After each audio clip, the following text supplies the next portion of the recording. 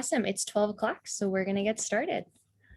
Hi, everyone. My name is Anastasia Marquise. I am currently the acting director for the Equality State Policy Center. Thus, I am also the state coordinator for the Wyoming Coalition for a Healthy Retirement. Thank you so much for joining us today for our webinar. And just wanted to go through a couple housekeeping things to be aware of. We are in webinar mode, so you should be able to see the panelists, which is myself and Andrew here, but we can't see you. And so if you have any questions, suggestions, comments, whatever, feel free to put them all in the chat, and we'll try to get to them at the end. If we don't have time to get to them at the end, we'll follow up with you in an email. So no worries there. Also, if you run into any tech problems, please send me a message and I will try to get that fixed for you as soon as possible. So I will start with my presentation and then I will pass it over to Andrew Collier from the National Public Pension Coalition. So let's get started.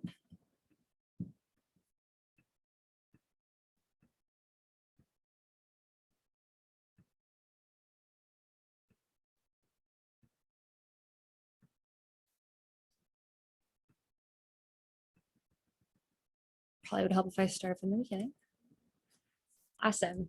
So the economic benefits of defined benefit pension plans. Here's a quick agenda and overview of what my presentation today will cover. And here's a quick introduction. For those of you who don't know, the Wyoming Coalition for Healthy Retirement believes that all workers deserve to retire with dignity. We work to preserve and to protect the financial security of all Wyoming retirees in the Wyoming retirement system. Public employees in Wyoming put aside a piece of every paycheck to fund the Wyoming retirement system. No politician or Wall Street interests should take away the hard-earned retirement security of these public servants. Like I said earlier, ESPC is the state coordinator for the Wyoming Coalition for Healthy Retirement. And our coalition consists of the Wyoming Education Association Retired, the Federated Firefighters of Wyoming, the Wyoming Public Employees Association, Wyoming Retired Education Personnel, and of course, us, the Equality State Policy Center.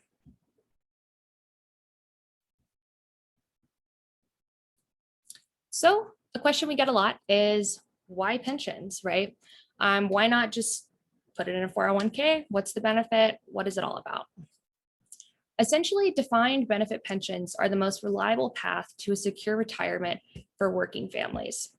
They're also powerful economic engines for local communities. The spending of pension benefits by retirees supports local businesses through purchases of food, medicine, gas, local shopping, local restaurants, all those kinds of things. And so, for example, in 2016, the spending of pension benefits, specifically in the state of Wyoming, generated $792.3 million in economic activity, which is huge. That's a lot of money. In addition to that, it also supported roughly 5,100 jobs, and those jobs paid over $206 million in income. So when people say, why pensions? Public pensions are a great investment for not only retirees, but especially for taxpayers. Each dollar invested specifically by Wyoming taxpayers in public pensions ultimately supports $7.44 in economic activity. So why pensions? They benefit everyone. State employees work their whole life. They deserve to have a good, strong retirement. And as taxpayers, it's a great economic way to stimulate, produce tax revenue, all those kinds of things. And here's another quick one. Can get kind of confusing. We hear defined benefit, we hear defined contribution plan. What's the difference? Just a quick run through. A defined benefit is a pension, and that offers a guaranteed payment in retirement for the rest of someone's life. That's what we're talking about today. Something that we compare it to that's not as good is that defined contribution plan. Most notably a 401k, that's what most folks think of when they think of a defined contribution plan. And it does not guarantee a certain amount each month in retirement. And all the responsibility is actually placed on the retiree to secure their own retirement this way, as opposed to a pension, which is managed by a team of experts.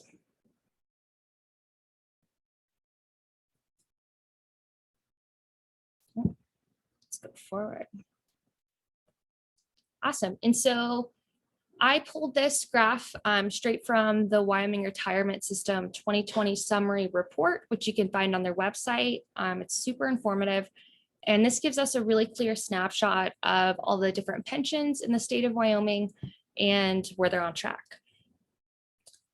So in general, 30-year projections for 2020 indicate that all the open plans are pretty much on track to reaching full funding or 100% funding within the next 30 years. If you're looking at this chart and you're like, well, not all of them, right? What's that little red line going down? That doesn't look good, right? So specifically, that is Paid Fire A, and it's a closed plan, and that needs a legislative solution. Don't worry though, Paid Fire A is not reflective of the rest of the plans.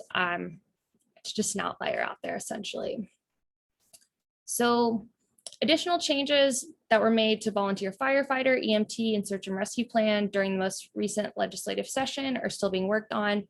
Several other plans are also still working on implementing these previous legislative changes. Ultimately, time will determine the impact of these changes to contribution rates and ultimately benefit provisions.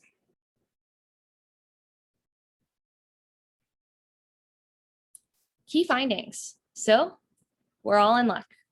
In 2019, the Wyoming retirement system paid over $656 million in regular benefits and another $24 million in refunds and death benefits. So that translates to about 79% of all of the payments in Wyoming actually stay in Wyoming, which is great news because we know that public pension plans create more tax revenue than what is contributed to the plan by the taxpayer. The ripple effect of these payments helps to stimulate and stabilize both the state and local economies. Pension payments also offer excellent retirement security and reduce economic hardship among the elderly. And in Wyoming, public pension plans create $180.3 million more in tax revenue than what is contributed to the plan by the average taxpayer.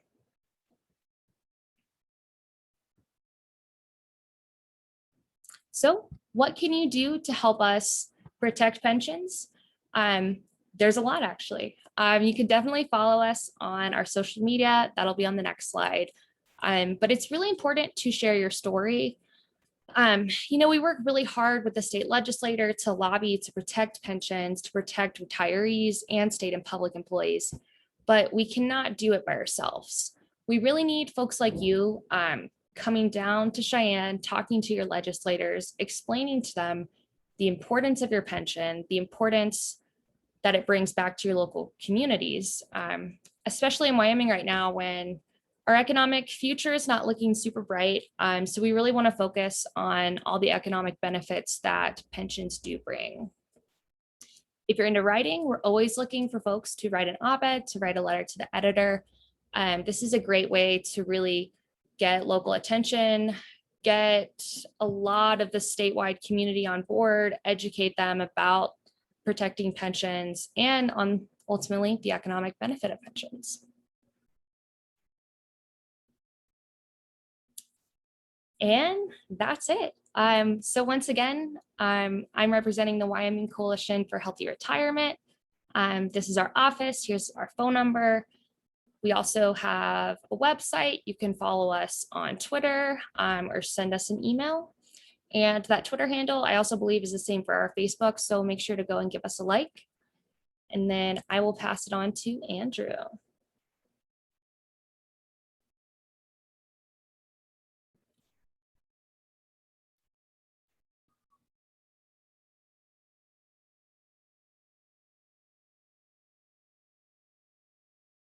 You're muted.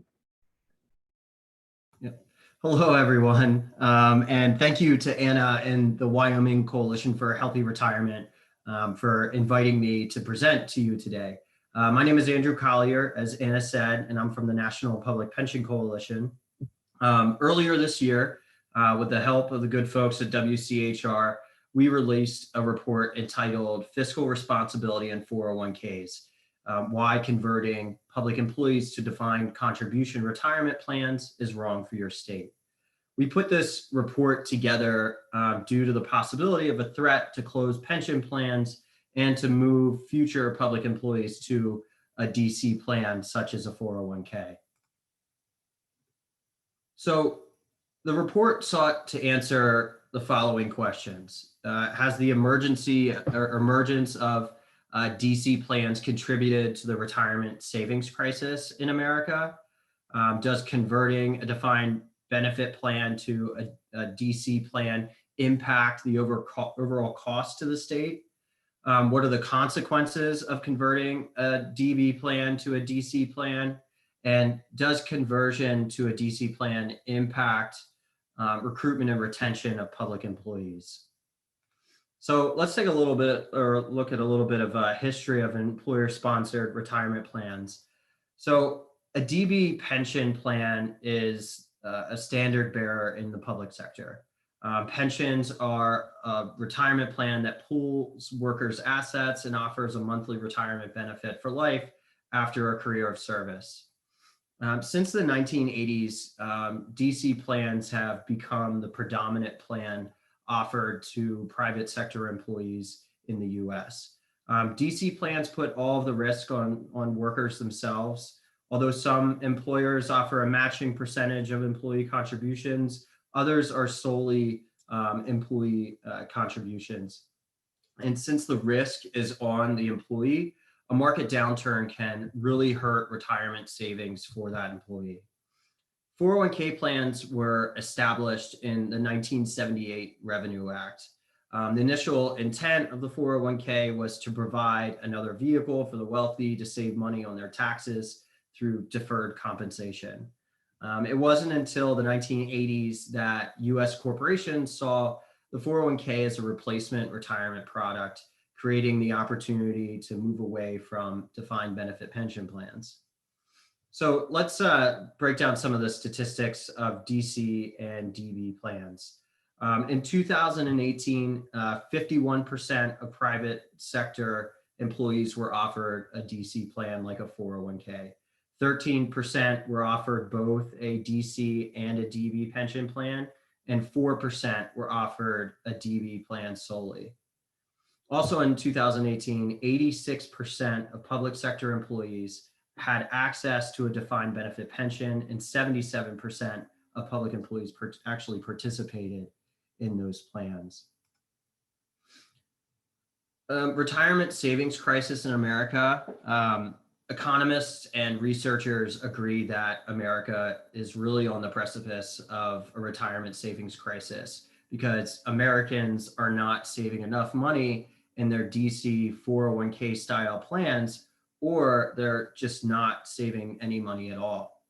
The Economic Policy Institute found that the median defined contribution retirement account balance ranges from $1,000 for families headed by Americans in their mid-30s to $21,000 for near retirement households. And this is clearly not enough to retire on. Just in the last 12 years, Americans have faced two major economic downturns, the Great Recession and the recession caused by the coronavirus pandemic. These economic downturns can dramatically hurt workers who are saving for retirement, especially those who are near retirement age.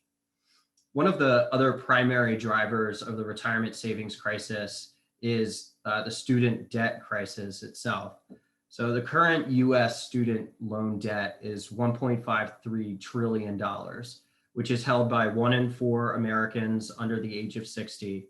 And according to Nitro, the average student loan debt in America is just over $37,000, and the average student loan payment is $393 a month. And according to TIAA, 84% of working Americans cite student loan debt as an obstacle for actually saving for retirement. You combine these economic recessions and student loan debt, and you have millennials, who are the generation born between 1981 and 1996. They've experienced both, and these things, and they are the generation that's really facing the brunt of this crisis. But overall, with all Americans, according to Bankrate, 52% of Americans have stated that they were behind on their own savings goals for retirement, and only 16% say that they're actually on track. So let's take a look at negative consequences of closing a pension plan.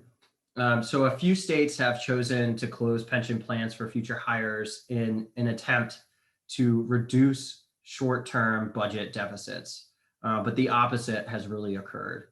I can't stress this enough, that when a state closes a pension plan, the state is not absolved of their liabilities for those already participating in the plan, meaning current and future pension benefits still need to be paid to those retirees and future retirees who are guaranteed pension benefits.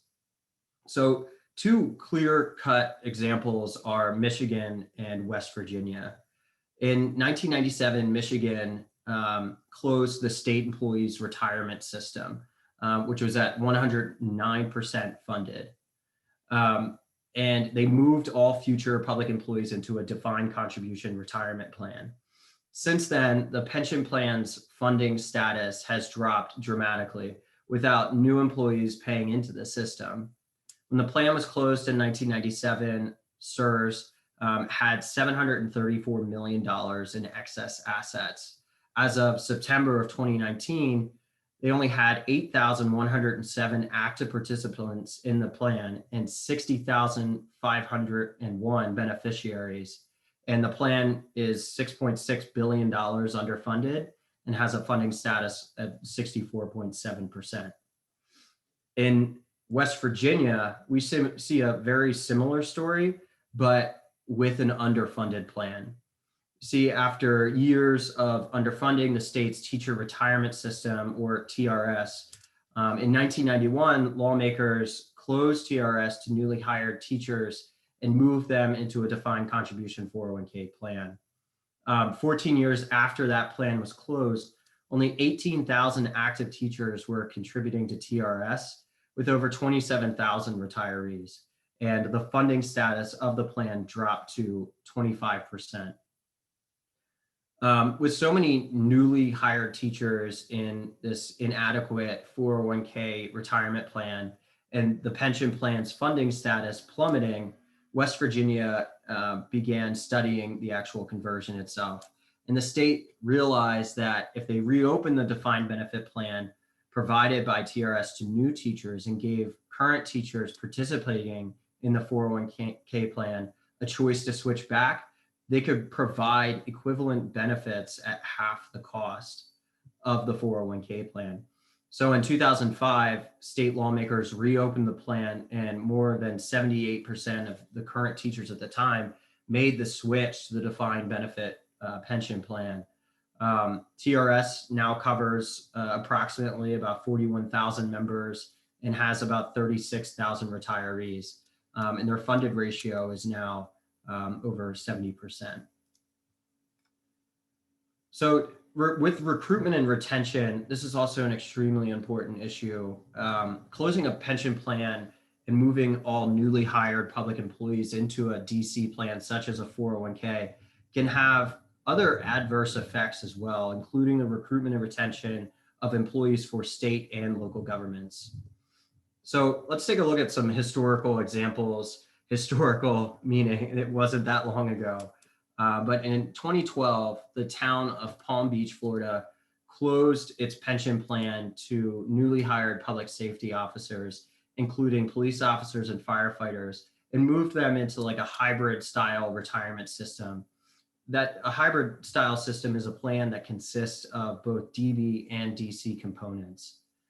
In that same year of the plan's closing, the town of Palm Beach lost 24 public safety officers, and in the next year they lost 24 more. In just a short period of time, 60% of the town's employees had less than 3 years of experience on the job. What was happening was police officers would train with the town of Palm Beach and then move to nearby jurisdictions that provided a DB pension. The cost incurred by the town ballooned to almost $20 million based on the $240,000 price tag to train a new police officer. In 2016, just after 4 years of retention issues, the town reopened its pension plan for public safety officers. In 2011, the town of Branford, Connecticut, also moved all of its newly hired police officers into a 401k retirement plan. They face much of the same, after years of losing police officers to neighboring departments that offered a pension plan. The representative town meeting unanimously approved a new contract that moved police officers back into a pension plan. So now let's take a look at a state. So in 2005, after the state's actuary made inaccurate projections about the state's pension assets, Alaskan lawmakers faced a combined $4.1 billion in unfunded liability for their public employee retirement system, also known as PERS, and their teachers' retirement system, TRS. In response, lawmakers closed the pension plans to newly hired employees and moved them to a 401k only plan. And just as like an FYI, unlike many states, Alaska public employees are ineligible for Social Security benefits, making this 401k plan their only retirement benefit that they have. School districts across the state and the Alaskan State Troopers have both faced tremendous hurdles when it comes to recruitment and retention. The Institute of Social Research at the University of Alaska found that teacher turnover is too high and that it costs the state roughly $20 million a year, or a little over $20,000 for every teacher turnover that they face. Some superintendents have even offered up to $3,000 signing bonuses for teachers to entice recent college graduates to their school districts. The Alaskan Department of Public Safety Recruitment and Retention Plan Overview that was released several years ago found that the department was drastically understaffed. The report stated that the budget climate, reduced resources, inadequate wages, and the inability to provide a defined benefit retirement plan have placed the department at critically low staffing levels. With multiple government agencies having issues with recruitment and retention, the misguided decision to eliminate the defined benefit pension plans is really a direct cause of their troubles. So how do public employees view their pension? In 2019, the National Institute on Retirement Security, also known as NERS, they released a poll of current public employees and found that pensions remain one of the best recruitment and retention tools available for municipalities, cities, and states. For millennial public employees specifically, 74% cited their pension benefit as a major reason why they chose public service. And additionally, 94% of state and local employees polled said that pensions are a useful tool for retention. And lastly, 73% said that they would be likely to leave their job if their pension was cut. So those are some really important numbers to cite. So overall, let's talk about some of the conclusions from the report as a whole. So history has shown that closing a defined benefit pension plan for future public employees and converting them to a DC 401k style plan only creates more issues for governments and lawmakers in the future. Secondly, lawmakers who favor conversion will point to short-term savings as a reason why their state should consider it. But as described throughout the report that we did, this idea is like really short-sighted and fails to acknowledge the real long-term fiscal impact of conversion. And then thirdly, with a defined benefit pension plan, workers and employers do not stop contributing during an economic downturn. Since workers' assets are pooled in the pension fund, they can weather financial storms such as the Great Recession and the coronavirus pandemic economic downturn. And then lastly, 401k conversion is truly just not the answer. Instead, maintaining their DB pensions and practicing fiscal discipline by ensuring that systems are fully funded each year is really the better course of action. So if you're interested in more information on this topic, you can find the full report, other one pagers that we have. I know we have a lot of economic, pensionomic information and other resources. You can visit protectpensions.org/state/Wyoming for everything that you need. So now I'll hand it back over to Anna as we walk through some Q&A. And I want to thank Anna again for having me on. And thanks. Of course. And I am dropping the website address to the Wyoming retirement system in the chat. It's a fabulous resource if you have specific questions about plans, if you're trying to calculate, your pension benefit, if you want to read that summary report that I talked about. Also, I know that they are going to be publishing their 2021 summary report here in the next couple weeks or month or so. So stay tuned on that.